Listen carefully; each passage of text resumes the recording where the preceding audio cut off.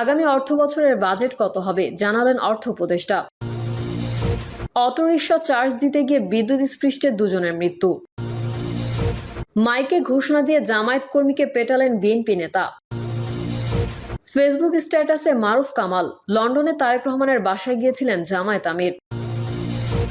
এবং সর্বশেষ জানাবো, রাজনৈতিক দলগুলোই সিদ্ধান্ত নেবে ডিসেম্বর নাকি জুনে নির্বাচন। এতক্ষণ শুনছিলেন সংবাদ শিরোনাম, এবারে বিস্তারিত।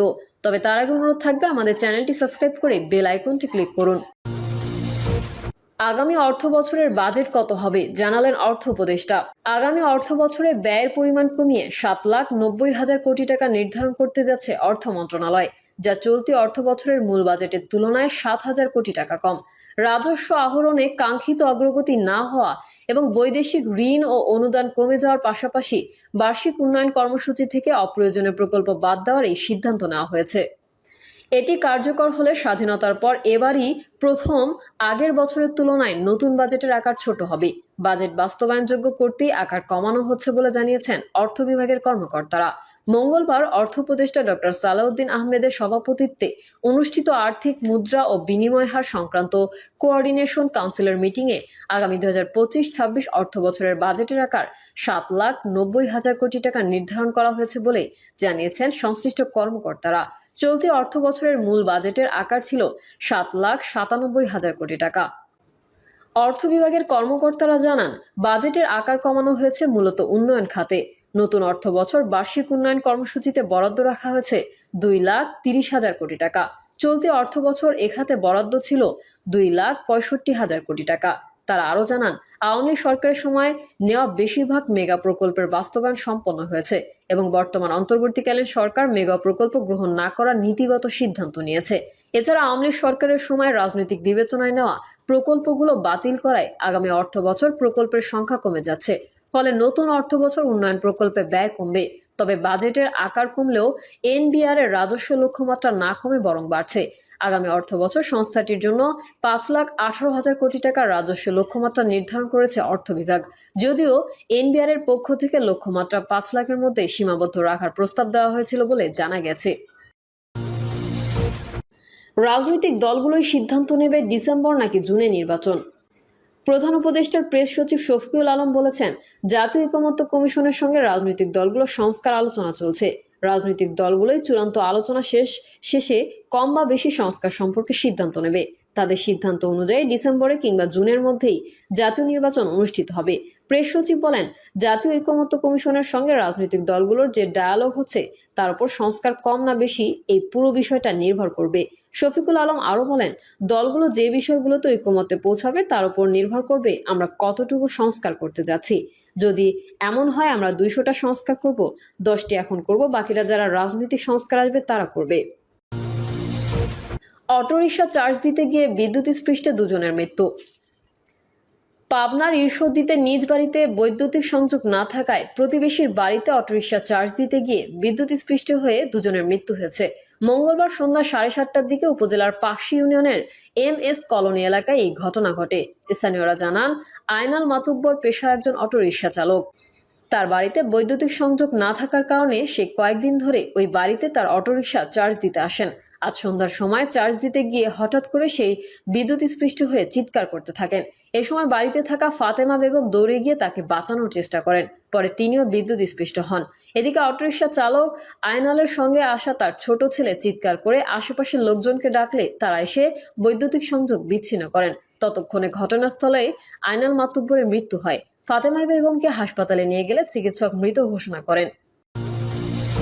ঘোষণা দিয়ে জামায়াত কর্মীকে পেটালেন বিএনপি নেতা। কুড়িগ্রামের রৌমারীতে মাইকে ঘোষণা দিয়ে জামায়াত কর্মী ও যাদুরচর ডিগ্রি কলেজের প্রভাষক আবুল হাশেম ও তার পুত্র তাহমিদ আরমান জিমকে পিটিয়ে আহত করলেন বন্দবের ইউনিয়ন বিএনপির সাবেক সাধারণ সম্পাদক আব্দুল আজিজ সহ তার অনুসারীরা। বৈশাখী মেলায় অশ্লীল নাচ গানের ভিডিও করায় তাদের পেটানো হয় বলে জানা গেছে। এতে দুজনেরই মারাত্মকভাবে আহত হন।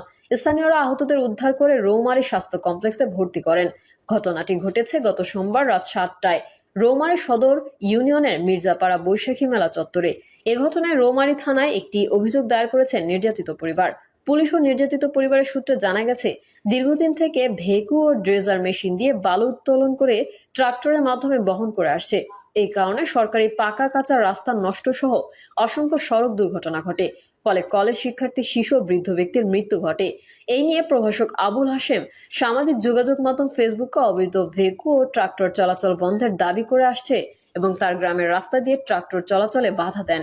এ ঘটনায় ক্ষিপ্ত হয়ে ওঠেন বন্দবের ইউনিয়ন বিএনপির সাবেক সাধারণ সম্পাদক ও ট্রাক্টর সমিতির সভাপতি মোহাম্মদ আব্দুল আজিজ। প্রভাষককে নানাভাবে হুমকি ধমকি দিতেও আজিজ। আহত প্রভাষক আবুল হাশেম বলেন, আমি আমার ছেলেকে নিয়ে রৌমারী বাজারে যাচ্ছিলাম। এ সময় মেলার প্যান্ডেল থেকে অশালীন গান ও অশ্লীল নাচ দেখতে পাই এবং ওই মঞ্চের নাচ গানের ভিডিও তুলছিল আমার ছেলে তাহমিদ আরমান জিম।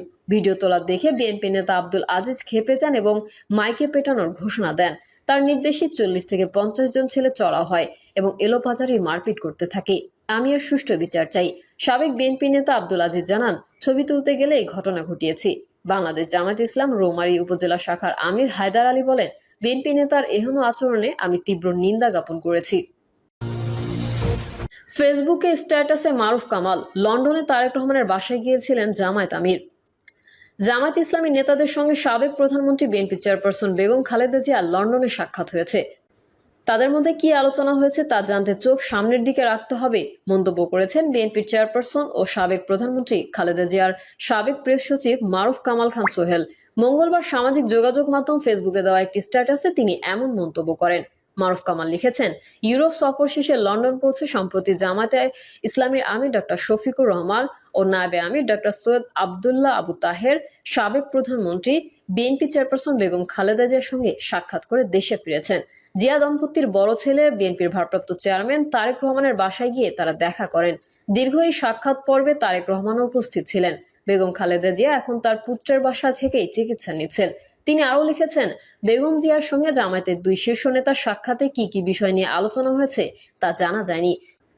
দুই ডাক্তারের এই সাক্ষাৎ রাজনীতির রসায়নের নতুন কোনো ক্রিয়া প্রতিক্রিয়া সৃষ্টি করবে নাকি নিছক সৌজন্য সাক্ষাৎ হয়েই থাকবে তা বুঝতে হলে আমাদেরকে চোখ রাখতে হবে সামনের দিকে। বেগম জিয়া উন্নত চিকিৎসার জন্য বিলেত যাবার আগে সেনাপ্রধান জেনারেল ওয়াকারুজ্জামানও সয়স্টিক তার বাসায় গিয়ে দেখা করেছিলেন। সেই সাক্ষাৎকার নিয়েও বিশদ কিছু জানা যায়নি। প্রিয় দর্শক, এই ছিল এখনকার সর্বশেষ সংবাদ। আপডেট ও সংবাদ পেতে চ্যানেলটি সাবস্ক্রাইব করে বেল আইকনটি ক্লিক করুন। কমেন্টে আপনার মতামত জানিয়ে আমাদের সাথেই থাকুন। ধন্যবাদ সবাইকে। আল্লাহ হাফেজ।